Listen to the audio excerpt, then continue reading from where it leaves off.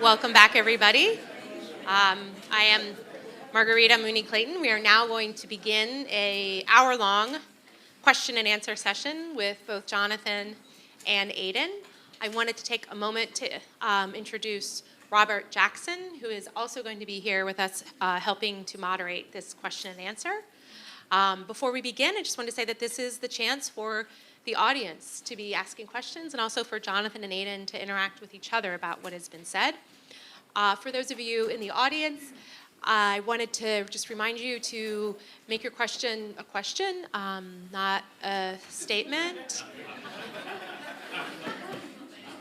And if you would, in the spirit of contributing to this conference on art, the sacred, and the common good, if you can also just help us see that your question is related to the themes of the conference and to the themes of the presentation, that would be much appreciated.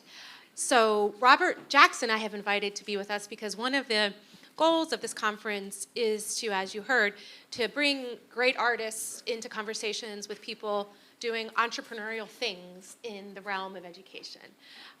Robert will tell us a little bit more about what he's been up to, but I'll tell you he is working with the great Hart Academies, which has been truly a pioneer in classical liberal arts education, and it's a great sign of hope. So, Robert, tell us a little bit about yourself and what you're doing with Great Hearts, and then we will jump into a chance for the audience to interact with Jonathan and Aidan. Wonderful.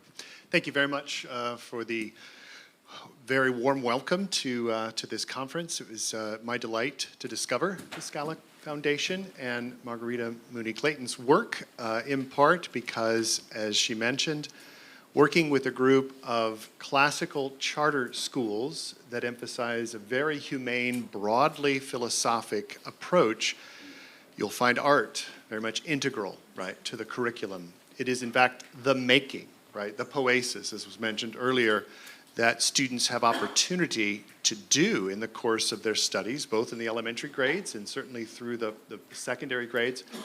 And so to discover that the Scala Foundation and the conversations that are taking place, the lectures that you've heard today, are at the heart of something designed to give impulse to the work of those who want to benefit the common good, right? The commons, to restore those, is so encouraging to me, very encouraging to me, and I think to many of my colleagues within both Great Hearts and the network of 40 schools that we represent. When I joined 10 years ago, I came from higher education. I was an English and education professor. I came on board in part because my students had led the way. They were teaching in these schools. They'd been recruited. And as the result, I was given an offer to come and help with some academics. But I mention this because I was drawn into the work thinking that what I had philosophized or what I had offered by way of a historical sketch of classical education at the collegiate level was being done. It was being implemented in schools in Phoenix, Arizona. I'd never heard of them until my students brought them to my attention. Today, now 3 states later, Arizona, Texas, Louisiana this fall, it went from 7,000. When I first joined, there were 7,000 students being served. Today, we have 25,000 students and ambitions to grow far beyond that. So that's the Great Hearts community, which I think is very much committed. You would see it very plainly. If you go to the website, we're working with students and their families in order to promote a form of education that effectively gives students an occasion, the opportunities to pursue truth, goodness, and beauty. And the arts are very much, as I said, integral to that work. So, Margarita, if I may, the thing that I would want to have for consideration at some point in this Q&A is just how we take the work of those who are deeply inspired by, moved by their religious convictions into the public square. Right? That's, of course, the work that I'm doing with secular charter schools. While we speak of truth, goodness, and beauty, we recognize, many of us have religious convictions and we draw upon those, but we also recognize a certain set of limitations or boundaries that we're working within. And so I would be delighted to hear more about how the arts, as drawn from a tradition that is obviously influenced greatly by religion, and specifically Christendom, can be brought into the public square given its pluralistic form today? I think that's a great place to start. Aidan or Jonathan, you want to take that one on? I mean, you've both mentioned in your talks and also in the conversations we've had that it's not that England or Quebec are incredibly religious places, so you must be thinking about this a good bit. So,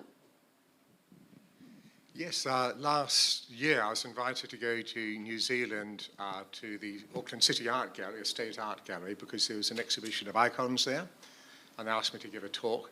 And it's really, New Zealand's a pretty secular place now. I was raised there. So people said, it's going to be pretty tough, you're going into the lion's den there. But as my talk was suggesting, I believe everyone's an image of God, and I don't like to address imagined or real protests that they might put to me about icons. I just talk heart to heart, as it were. Well, I gave this talk about icons, and you can't talk about icons without talking about God. I'm a naive person, I just go for it. And the staff afterwards said, that's the best response we've ever had in any talk here. So I think there are limitations, and to some extent, especially if you're employed with an institution, that's very different. We were talking about this at lunch, and a friend John was saying, that's fine, you went in, you went out. If I was working in that gallery, probably I'd be out. So there's that situation where you can come in from the outside and you can just explain religious phenomena, icons, or literature, whatever, in an open way. But I also believe in a threshold art. I've been writing some articles about early 20th century painters. The founder of abstract painting, Kandinsky, the founder of abstract sculpting is Brancusi. And both of those come from Orthodox countries. And my articles have been linking their philosophy with the Orthodox worldview. So it's interesting that works that secular people think are great and all that, they didn't realize actually what was behind it. So that's another way one can address people where they are, they're interested in art or abstraction, whatever it is, and explain some of the philosophy behind that, which not always, but often has a religious grounding.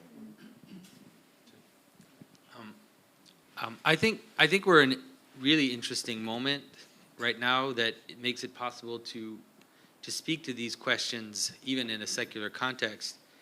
I feel like that's in some ways the place I found myself as I find myself talking to secular people, trying to elucidate a vision, and people seem to at least get it. Like they might not agree, but they get it. And so one of the aspects that can help people understand beauty is something like the inevitable ritualization of life, because we have this idea that we can act arbitrarily or act idiosyncratically.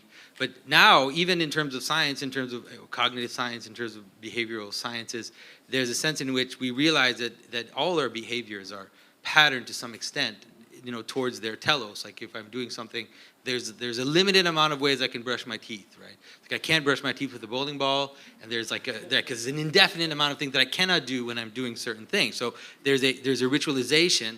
And then that ritualization is even more visible and true in human interactions, in conversations. And, it's like shaking hands is a ritual. There's all these things that we do. And so it can help people understand, even in the secular world, how that can scale, right? It can scale up. If you understand that a family meal is actually liturgical, right? It is akin to a religious ritual. You have to sit in a certain way. You have to address others in a certain way. There's a certain rhythm of the conversation. There's a rhythm of how much food you can take, and there's all these things. There's variance. There's variation. It's not just one possibility, but it is definitely ritualized, and you can know it's ritualized because if you do the opposite, you'll know right away, right? It's like if you would lay down at the table one time, it's the end of family dinner right there, right? But that scales, right? It scales into a wedding banquet, it scales into a reception, and then it scales all the way up to communion. That's the peak, the highest point. So there's a little ladder I think people can follow if we start low. If you can explain to someone that, that sports game you like, that looks like religion. Like it's very close. Like the identification, the banner, the celebration, the chanting, the wave, like all the things that we do have this liturgical aspect. And so, without without insulting it, without making fun of it, you can say, that's, the stuff we do in church. It's like, take that times a million. Like, take that and now focus it on the highest instead of something which is lower. And then people can start to see how, beauty is not relative. Not relative to the extent that we think it. It's not whatever you like. It actually has a pattern, and it's related to human telos. Thank you. All right. I would like to take some questions now from the audience. I know that there are students here. There are a lot of people with their hands up. The one thing I forgot was to get a volunteer. Maybe I could ask Kyle to come down and pass out the microphone, just keeping in mind we do have people on the live stream. So if you speak into the microphone, that will help them understand the question. So why don't we begin in the front row, the second row right there. Thank you. And if you wouldn't mind, just for the sake of hospitality, let us know your name and where you're coming to us from. Sure. My name is Wendy. I'm coming from outside of Boston, Massachusetts. And this is in relationship to the idea that art is both participatory, or, you make it and you perceive it. There's the viewer and the person who makes it. And I have been roundly chastised this week on Facebook for making I said, oh, this picture makes me teary-eyed. Does everybody know the woman with the pearl earring? Well, there was a woman with the pearl earring who was black. The exact same woman, but black. Beautiful. The eyes were piercing. And I said in my comment, I'm teary-eyed. And I was chastised and been told, this is artificial intelligence. You should just back off and not find this at all attractive. So my question is artificial intelligence artificial?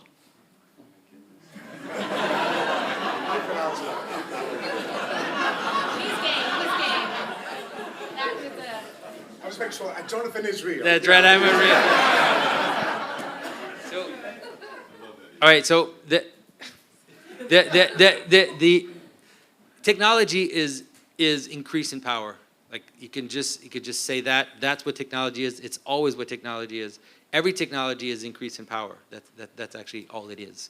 Now, one of the issues that we're having with is that we're playing with power in ways, it's like you've got this genie, right, in the tech. You've got, actually a genie is exactly that, right? There's something in that lamp, something in this thing that humans made that can grant you your wish, because it increases power.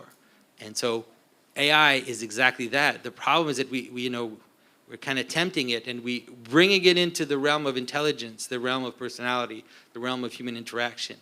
It's like we're playing with things that people do not understand. People don't know what agency is. They don't know what principalities are. They don't understand how things actually manifest patterns in the world. And yet they're increasing power, for this thing. That it's a black box, by the way. That nobody knows how the AI does what it does. The way they've trained it, it's a black box. It's closed, and they can't deconstruct it afterwards. And so we're going to see. We're going to see, you're right, the teary-eyed is fine. Like, of course, why not? It's an image of a woman. It's a beautiful image of a woman, of course. And I think that the person who chastised you is being ridiculous. You see an AI image, it's beautiful. It's beautiful. We know what beauty is, right? You recognize it. It's not the image itself. It's the whole arc of what's happening, which is going to lead us into a situation where, yeah, I'm not sure people even know what's coming. Thank you. Thank you all for being here. I really have enjoyed your conversations. I'm Brandon Vaidyanathan. I'm a sociologist at the Catholic University of America. I also have a platform that's looking at the role of beauty outside of art. So in science, I study beauty, where scientists find beauty. I talk to lawyers. Apparently there's beauty in the law, etc. And I'm curious to know your thoughts on how the work y'all are doing might be able to open up ways for people to find beauty in other realms of work. So are there ways in which the process and the practice of iconography, for instance, could help other people in other fields of work perhaps recognize where the beauty lies in the work they do, maybe both in the process as well as the products of the work they do? Yes, you put your finger on a really, really important thing there. And of course, many great scientists, mathematicians and physicists in particular, have said they're not really content that they've found the right theory unless it's beautiful or an elegant mathematical equation. So a lot of them think that way anyway, so we don't need to convert them, understand that already. I think I've thought a lot about beauty, or started to think more deeply about beauty, but I know there's so many elements to it, I'll probably finish when I die. But one element of beauty is wholeness, that when you see something beautiful, your initial reaction isn't to break it up into bits. Its beauty is in its wholeness. And I think a good scientist always looks for the wholeness. They look for connections between things. You accumulate facts, but facts aren't really knowledge. That is bits. And then gradually you look for a pattern. And you speak a lot about pattern, don't you, Jonathan? And then you see the meaning behind the pattern. So yes, I mean, a good example is Einstein. I mean, he saw his theory and knew it was true just from the images he had of sitting on a sunbeam and this sort of thing. And then he just used mathematics to prove what he already knew from his images. So I think the two parts of our being, one is the rational faculty and the other is the noetic, which sees. And as I think I mentioned, the nous is the eye, the heart. So they need to work together. The nous is the higher one, but the rational faculty can then analyze what the nous already sees, but it doesn't work the other way around normally. So I think a good scientist will see, and then they will use their mathematics to test that if it's a genuine vision, as it were. I think there's also a relationship between beauty and insight, and I mean that's a clear experience that people can grab onto in any field.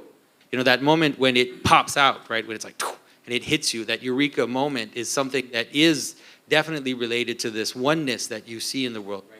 You have all these multiple things that are asking questions, what's going on, and then all of a sudden they gel and they come together and it clicks and as an internal experience. And I think in any field that can help people understand what beauty can do. Hey, Name and I'm sorry. My name's Mike Larrabee.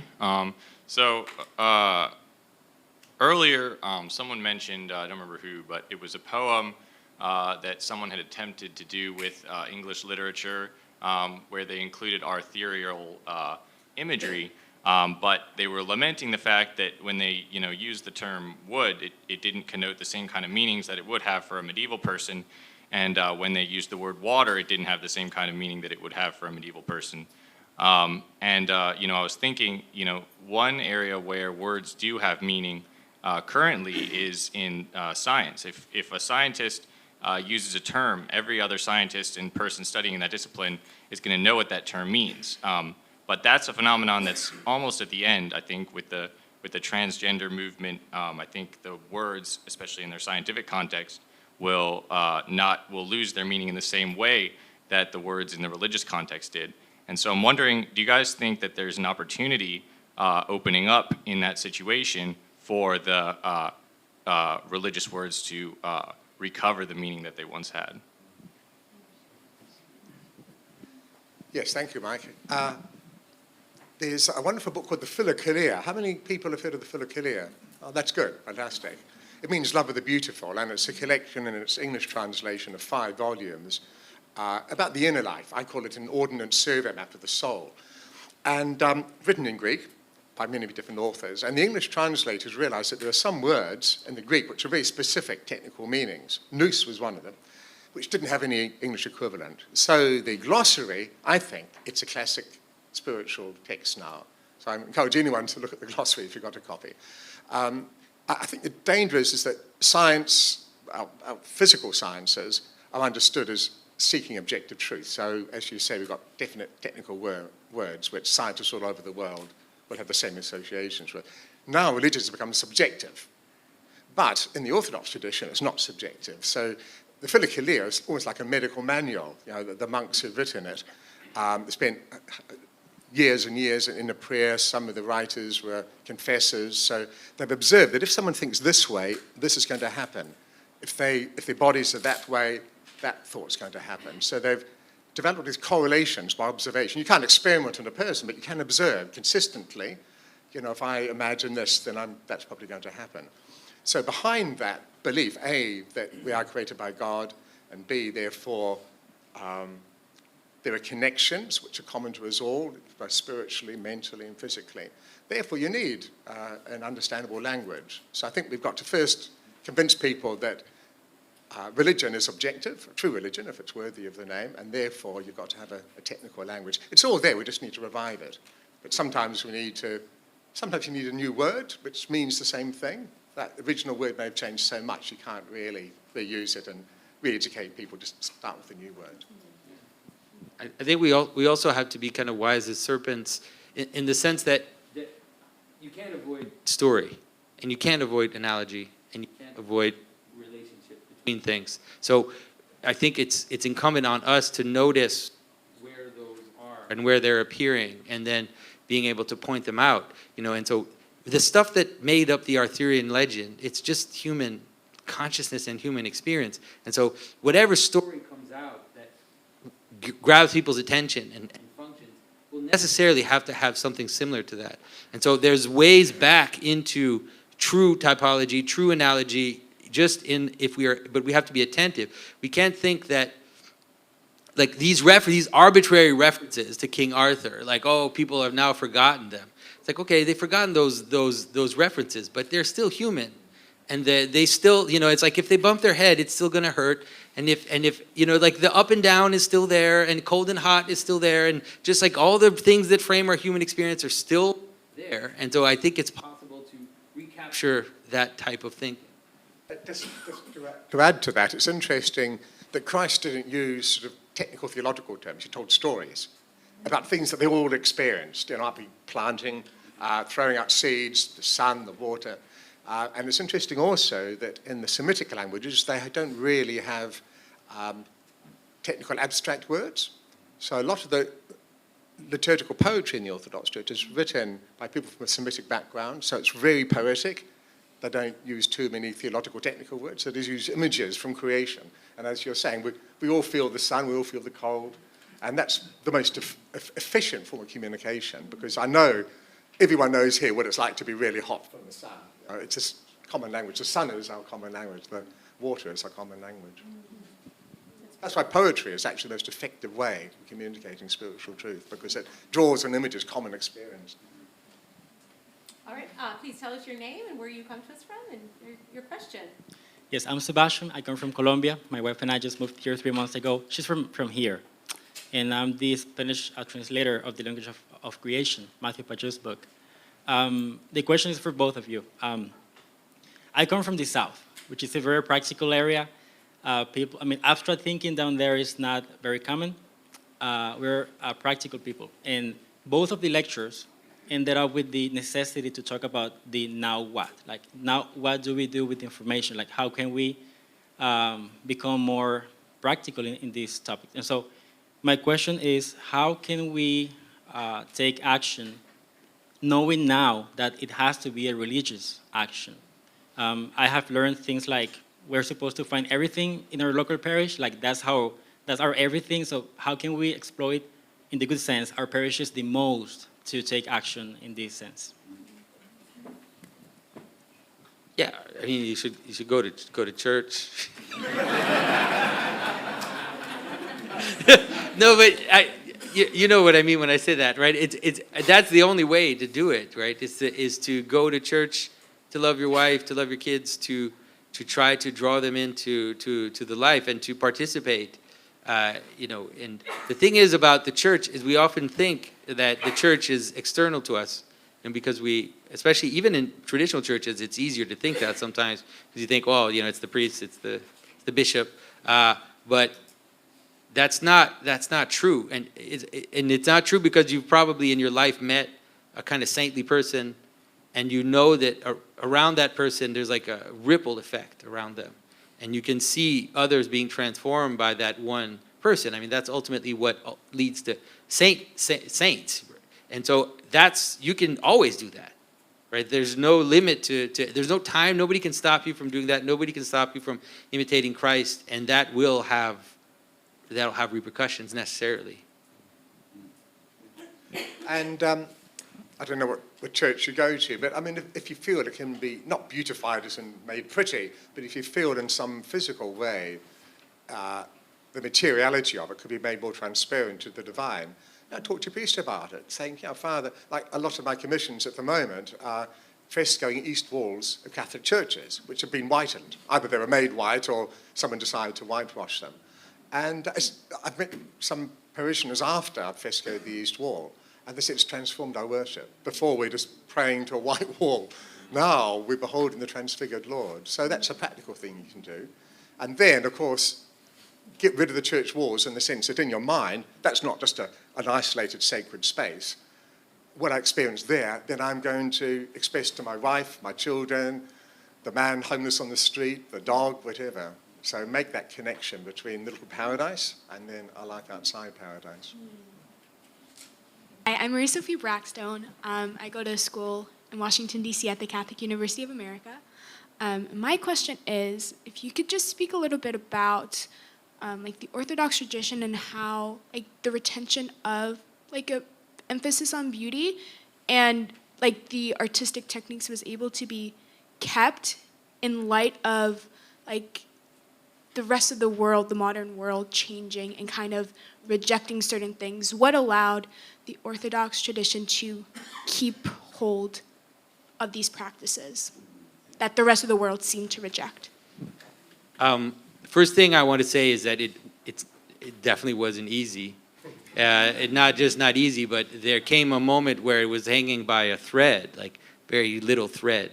And so in Russia and in Greece, there was a moment where there were almost no icons being painted. The traditional architecture was on the verge of being forgotten. Like this came close in the 20th century, very close. And it really is through the incredible work of a few people who just took it out of love for and almost like discovering a treasure for them. That's what it was. You know, I interviewed an enamelist from Russia, Evgeny Baranov, and he had never seen a religious image in his life. And then one day, in his 20s, he saw this icon, and it just struck him, and he started going into villages and like looking for these images and trying to find them and trying to connect with them, you know. And so there are people like that in different countries that have acted as linchpins to reinvigorate and restore the tradition of the church. It's been crazy. Yes, in quite a practical way, in Russia, due to mainly Peter the Great, who really wanted to westernize Russia, and so there's a big influence in Baroque work. And in Greece, after the Turks had conquered it, they weren't allowed religious education. The icons became pretty primitive, really. And then these three people that Jonathan referred to almost single-handedly turned things around, really to make a connection between theology and the style, if you like, in the icon. Even if an icon's painted badly, it's still a door. Now, this might be a rusty door, but as long as it opens and I get through, that's fine. But the style, I don't like the word, can have a direct impact on our soul, just as like good chanting does. But the challenge for people like Jonathan and me and other iconographers is it's quite easy to copy a good icon. But that's not the tradition in itself. Sometimes you've got to copy to learn. But the living tradition is incarnate. So at Pentecost, the one truth was preached by all the apostles, but in different languages. So this timeless principle, the timeless principles that you adhere to have got to be united to the cultural language. Like when Russia converted, the first churches were straight Byzantine ones, and then they developed the onion dome and did various things. So it's a slow process. So the tradition is not just to freeze something and bring it out of the freezer once in a while and put it back in case it changes. It requires maturity, spiritual maturity, to discern what's timeless and what's variable.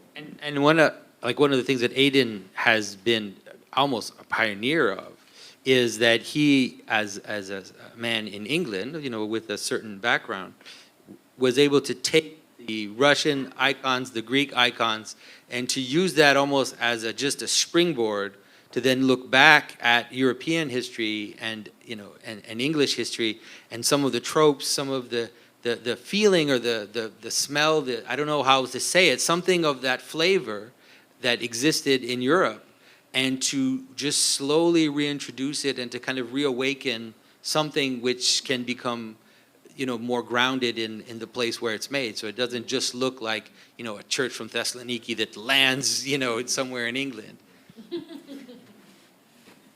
Hi, I'm Adam. I'm a Missouri Synod Lutheran priest, so shout out to the LCMS if anyone else is here.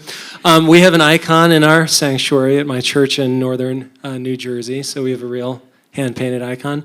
But I wanted to get your thoughts on the, let's say, the metaphysical difference between an icon carving and then an icon painting on a panel. What is more deeply going on that makes them particular and different, or symbolically? So let's say the first answer is that the painted icon and the relief icon, liturgically, they're the same.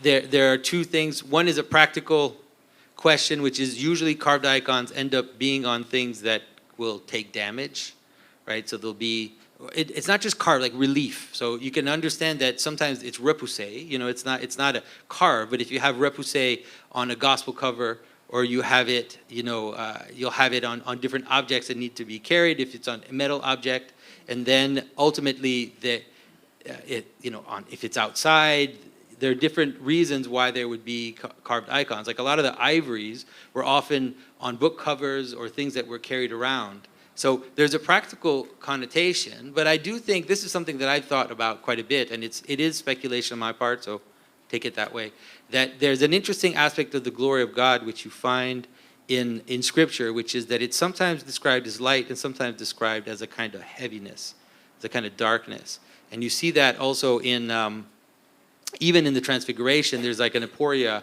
the way it's presented. It's like they're covered in a cloud of light. So it's like something which covers and hides, but also lights at the same time. There's this interesting thing. And I think that tradition of shadow is a good way to understand it. The tradition of the shadow is one which ends up existing in the Orthodox Church, like covering holy objects, covering things, and then ultimately what's called the riza, which is a repoussé cover, which is placed over the holiest of icons and hides the icon, actually, but then also reveals it through this kind of this image that is cast in shadow. So I think there's something about carving and about relief that is kind of delving into that question of the darkness of the glory of God. So I mean that's really just my own speculation. I don't know if you have insight on that. No, I agree with everything. I think the functionality is important. We're used to works of art on the wall and it's just a visual delectation, and that's it. But all liturgical stuff is there to be used. So I wouldn't make a chandelier out of cardboard. You know, it's got to be brass, something solid. So I agree with that. And I think each medium has its strengths and weaknesses. I work with mosaic and a whole lot of variety of things. So each medium, I've got to actually work with its weakness. So carvings, unless you polychrome them, are not coloured. So therefore you're left with shadow and light. So that's line, really, and rhythm. So there are some things you can express with that, which you can't express with colour. With colour, you can express some things that wood can't. So that's one of the skills, I suppose, is to be authentic. Don't make that medium do something that it's not really meant to. Hello, my name is Meredith Tenney-Free. I'm an artist and art educator here in Princeton. And my work tends to focus on finding the beauty in brokenness and in loss and in grief. And one thing I think I was finally able to put my finger on about icons and liturgical art that I kind of stumble over is the idealism depicted in many of them. There's not much brokenness or loss or grief shown in a very visceral way. We even made the comparison with modern art that tends to be more shredded and rugged and rough in that brokenness. And today I have two questions. First one is, how do icons show brokenness and grief and loss? And the second question is, what keeps the idealism of icons from becoming the idealism of propaganda? Good question. Thank you, Mary. First of all, a well-painted face, or whatever medium it is, should have what's called a bright sadness. In other words, there's the soul of compassion, like the Mother of God. She's in heaven, she's in bliss, but still there's a slight sadness in her eyes because out of compassion she's still with us in our sufferings. Some icons aren't painted so well, so the sad is without joy, and others there's joy without sadness. That's why in Greek and in Russian, you've got one word combining the joy and sadness together. In fact, most people say to me, who haven't come across icons, why do they look so sad? So it's interesting that you've noticed the joy, but not the sadness. The second part is that you can't take an icon in isolation. You've got to look at the whole liturgical year. So in Holy Week, which we had last week in the Orthodox Church, our Easter was a week later, there's a time called the Lamentations. And boy, really let's rip there. The Lamentations go on for hours, and it's really weeping. And the icon of the mirror bearing the women weeping, or just lots of other people as well, over Christ's death. But it's one of the few cases where you really do show a lot of grief. And then the Mother of God and John either side of the cross. But truth is always both and. So just to have sheer tragedy and sorrow by itself doesn't give hope. To have, it'll be all right, she'll be all right, just cheer up, that's not very helpful either. So it's got to be both. Yeah, and so there are several icons. For example, the icon of the bridegroom, or the icon of the entombment, that is, playing, especially the icons of the entombment where you see the Mother of God with Christ, sometimes behind him, almost being as if she's the one guiding him into the tomb. And so in those images, there is that sense of grief.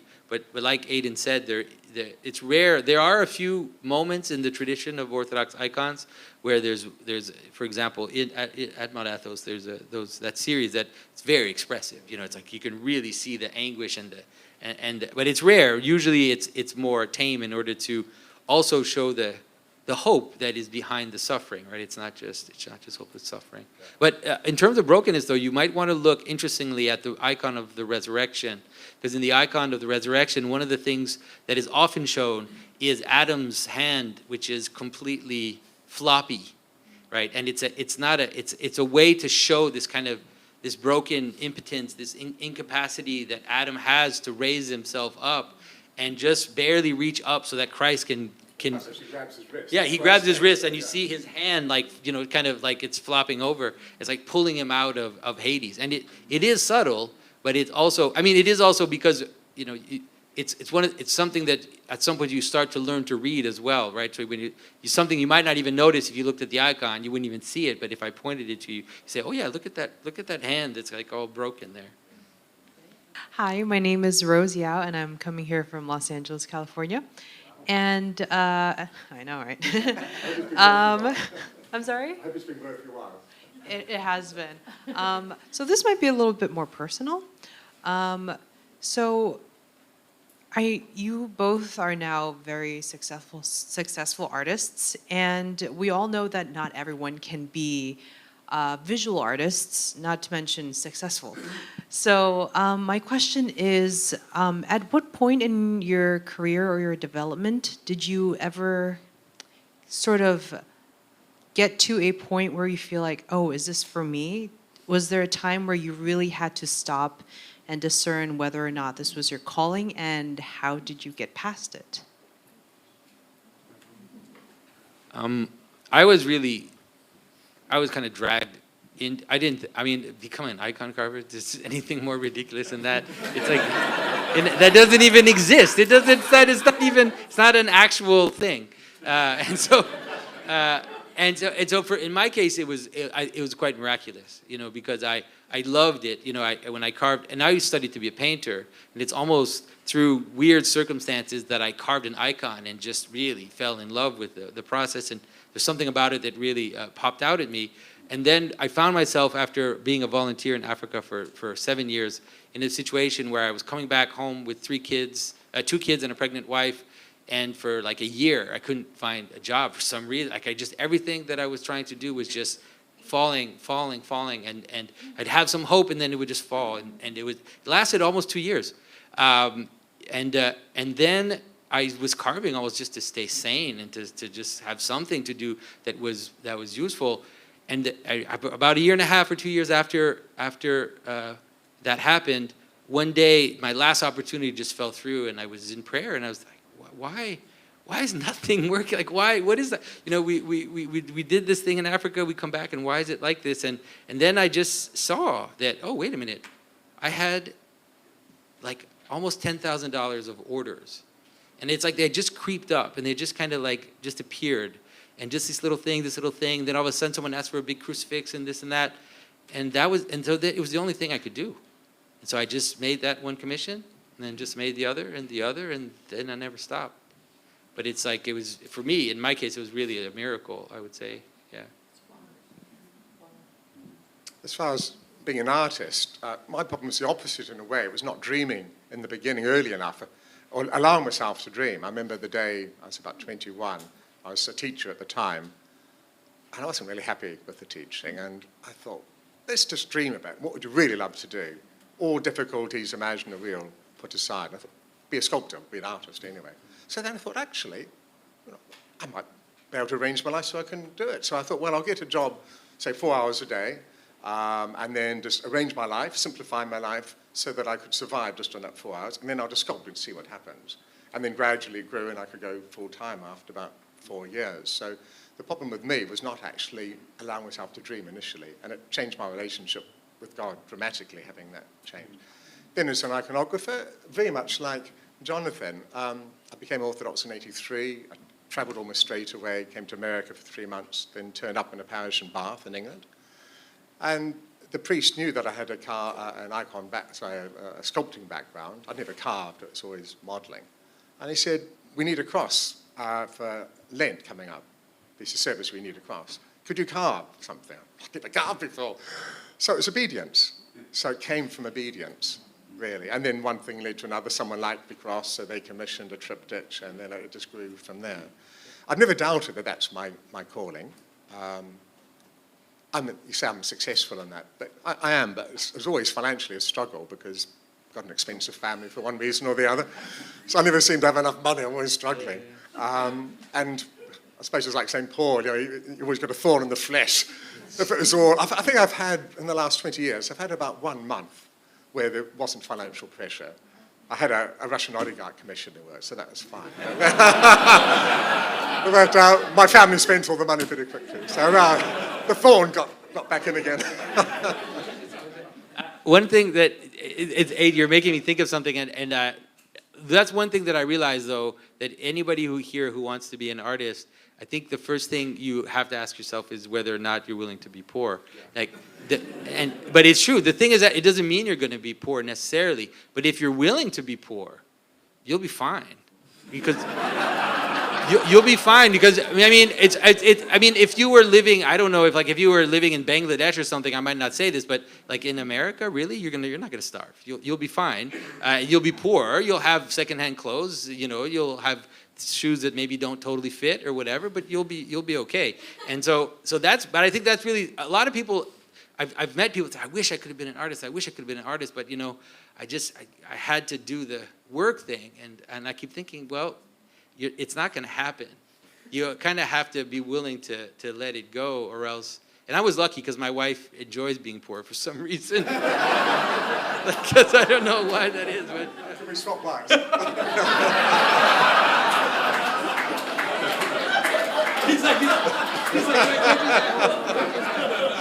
This isn't recorded, is it?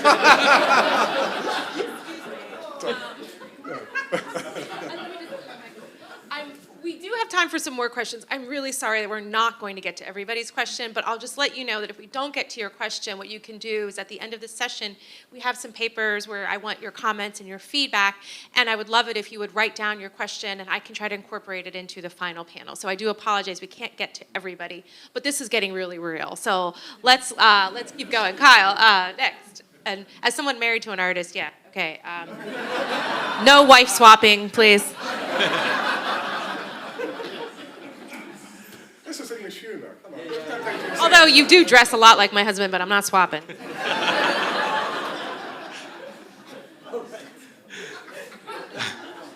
Wow, how do you follow that?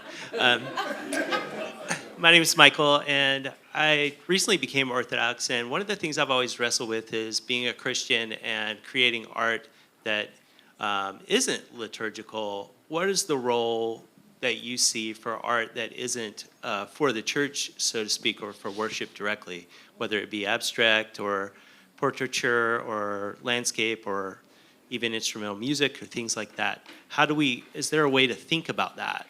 or a way to sort of work in that way as a Christian? You wrote a book about it. Yes, in my book, Beauty, Spirit, and Matter, I think there's a chapter on art, yes. So, because I was a Christian sculptor in the world, but not doing liturgical art before I became Orthodox. So, and I've just been blessed so much by, I don't know, looking at a Monet, or it just really touches my soul, but it's not obviously liturgical art. So I realized that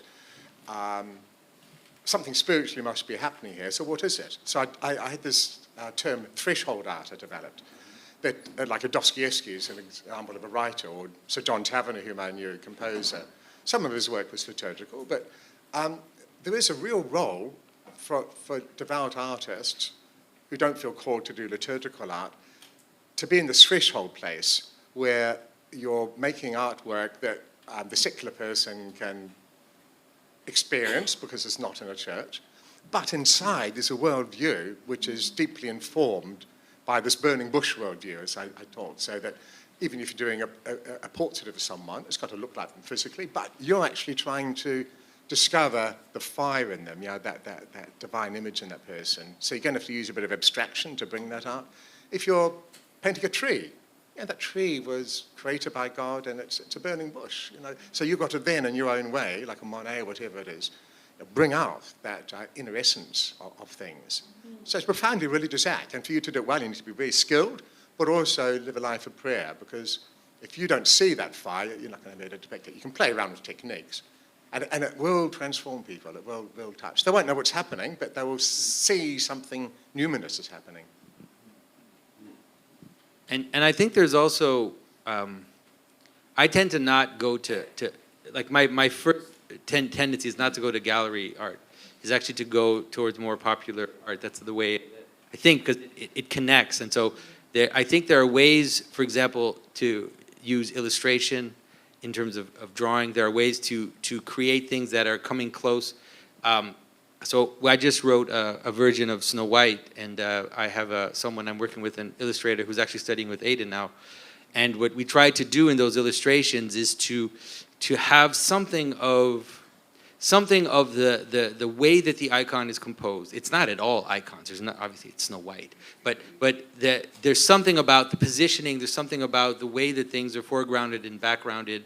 That there's a kind of verticality that brings out something, and a kind of rejoicing in detail and rejoicing even in ornamentation that is bringing out something that we hope will be kind of acting that way as a kind of threshold where you look at, there's a little bit of the sacred in it, just enough to get your curiosity going. And so I think there's indefinite possibilities, and it's especially in terms of subject matter, that is the Christian tradition, the Bible, the hymns, the Psalms, all the legends that people have forgotten. They're just infinite wealth of resources for artists today, and people, they just sit there and look into their own mind to try to find ideas. There's so much out there, and the great thing about it is it's being forgotten. It's great. It means that you can tell that story again, and it'll feel like the first time for the people that hear it.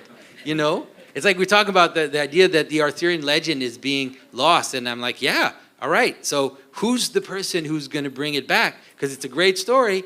Who's going to have the capacity to represent it to people so that they see it for the first time?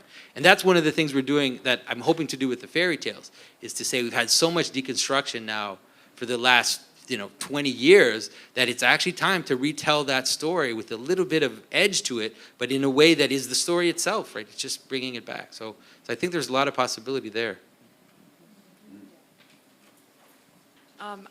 I'm Aidan McKinney from the John Jay Institute close by in Pennsylvania. So my question is it's more about culture than about art. So how close do you think that we are to the abolition of man, if we're ever going to get there? And then for the people that don't know the reference in the audience, the absolute power of man over nature is really the absolute power of man over man.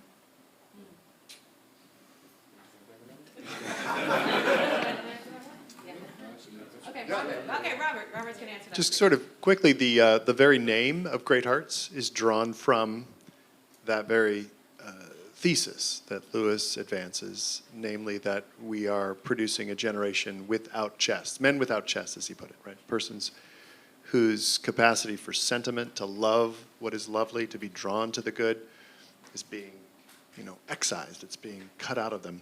And so we wanted to return or recover the heart of the matter, right, in education. And I mention that in part because I feel as though, as I said earlier, that the arts are integral largely because students need to encounter or have experience with a tradition. And if I had more time, I really want to query these gentlemen around how, if that tradition is all but lost, as was mentioned earlier, I mean, it's all but forgotten, I think you're absolutely right, that creative, that next generation, that individual talent, as Eliot speaks of them, who engages the tradition can once again revitalize it, and it can be afresh, right? It'll just be brand new almost, or it will so seem.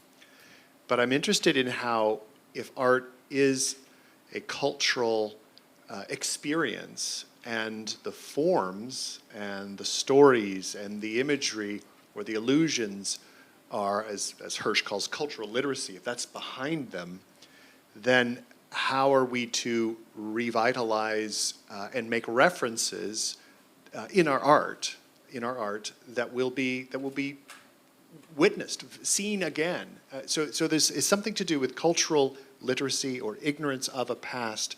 How do we're trying to do it through schooling, a basal, sort of baseline element of cultural literacy, but I'm so interested in this line of public art, common good, and yet if the competing narratives and the constant clash of histories and there is no commonality, how do we continue this apart from our churches? And I'm granting that we're going to be doing that all day long, and that is the heart, right, of a recovery of our faith in this relationship.